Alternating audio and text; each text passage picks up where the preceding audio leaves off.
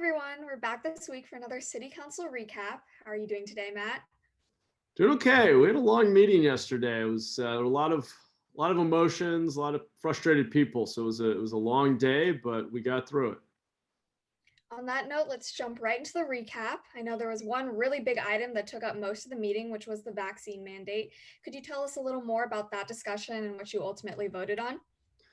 Yeah, thanks, Sammy. Definitely. Yes, the big item by far was the vaccine mandate. And I think, unfortunately, because the name on the agenda was vaccine mandate, we had a lot of people who felt that city government was essentially saying you're going to be mandated to get the vaccine, which is not what we voted on yesterday. So let me just first try to clarify what we were voting on, and then I'll share a little more context. So specifically, what we voted on and we unanimously supported yesterday was requiring proof of vaccination to attend large events on city-owned property. So a example of this would be the San Jose Sharks operating at the arena. So a Sharks game, a concert, the Center for Performing Arts, the large public events. We are going to require, for now, we have an urgency ordinance, which means it'll go into effect immediately. If you want to attend those events on city-owned public property, that you have to show proof of vaccination. And we're at, I believe now, about 85% of the city is vaccinated. Obviously, it does not apply to children under 12 because they're not even eligible for the vaccine.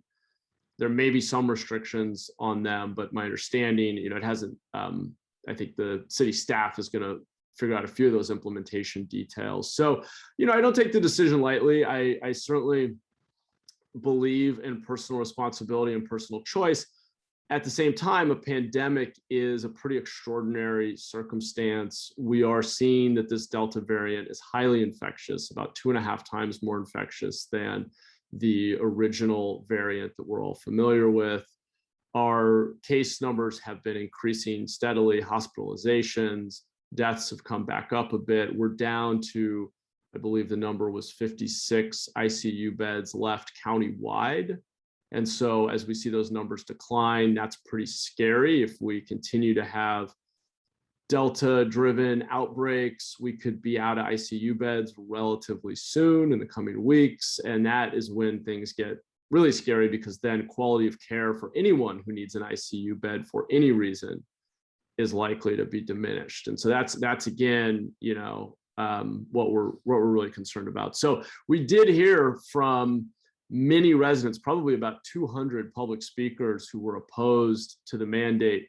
Now, so this narrower mandate around large events that I see as largely being optional, going to a Sharks game, for example, on city-owned property, I feel that it's a fair trade-off. I mean, I don't like government mandates in general. I try to minimize them, try to minimize, my support for them, unless, it's something I think is really worthwhile. In this case, though, I think the trade-off is the right one for our community in this moment. One of the other provisions I should just outline that a number of the speakers mentioned was the second recommendation in the memo, which allows city staff to look at what other cities are doing, such as San Francisco, which are being much more aggressive and are mandating vaccines or mandating proof of vaccination to patronize local businesses. That's one I'm more concerned about, frankly. I think there's a lot of implementation challenges there. And at some point, I guess my high level, my philosophic view here is, it appears that COVID's going to be endemic, meaning kind of like the flu or the common cold. We're going to probably have it with us for a very long time, and we're going to have to mitigate it. And at some point, people are just going to have to make good choices about vaccines and masking and social distancing and their risk tolerance based on all the available information. And so I think they're going to, at some point, we're going to be really limited in what we can do through additional government intervention. And I think we're going to have to learn to live with and manage an endemic, virus. Unfortunately, that's how it's looking. I don't know. I'm not an epidemiologist. I can't say for certain, but that's what I'm reading and understanding from what others are saying. So we'll see how it plays out. Staff will come back, and presumably the coming weeks. We didn't set a hard deadline. with some analysis of what other cities are doing. We'll consider further measures. I do have some real hesitation about going any further with mandates, but that's where we are. And I want to acknowledge a lot of people were very frustrated, don't feel like government ought to be issuing any more mandates or orders at this point. If we didn't have rising case levels, rising deaths, declining ICU capacity, I'd probably be more hesitant to do this. But I do think going to a Sharks game is a privilege, and given the circumstances, I just, I don't feel like we can host these events as a city and not take precautions to ensure that we're doing everything we can to keep people safe and reduce the spread of this, what is still is still a deadly virus. So that's kind of where we are. Not an easy decision, but that's where we are right now. I'll continue to share updates as we get as staff comes back and we consider other actions.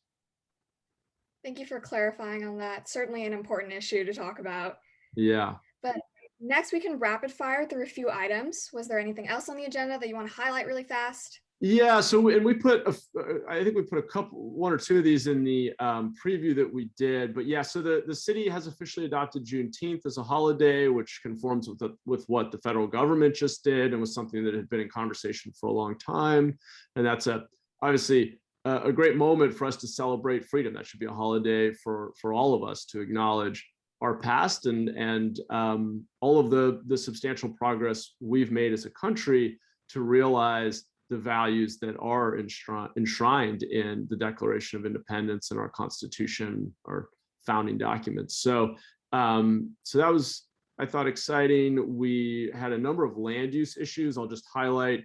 We approved a hotel project and a mixed use, so mostly residential, but also some retail, both in the San Carlos Urban Village corridor.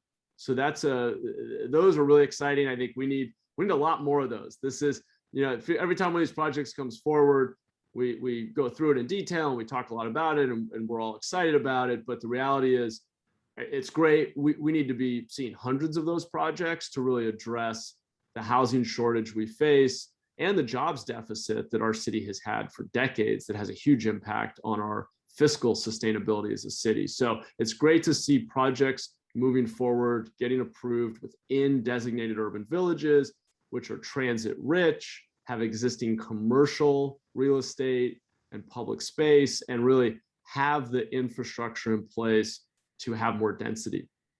And I think that San Carlos Street corridor is just a perfect example of an urban village that ought to have a lot more investment, a lot more jobs in housing. So really excited to see those go forward. And then finally, we approved the former residence of the Doobie Brothers on 12th Street, I believe, downtown, as a historical landmark, which is kind of a neat local thing. I frankly don't know a ton about the Doobie Brothers, but I think that I'm probably, dating myself as young there, but heard their music, and I think it's cool to have these kind of unique local landmarks of things that have happened or been experienced in San Jose, and we've got a lot of those from a lot of different communities and cultures. And so this was one example. And I think it's neat to celebrate our history and hope that folks will continue to identify local landmarks and local history and bring them to council for designation so we can celebrate the really rich and diverse history we have as a city. So that was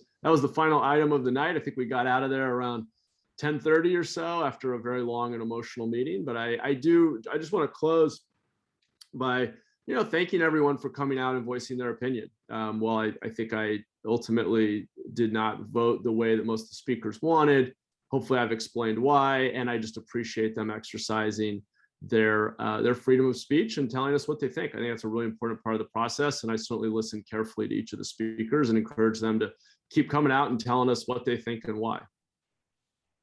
Well, thank you for recapping yesterday's city council meeting with us, Matt. Hope you have a good day.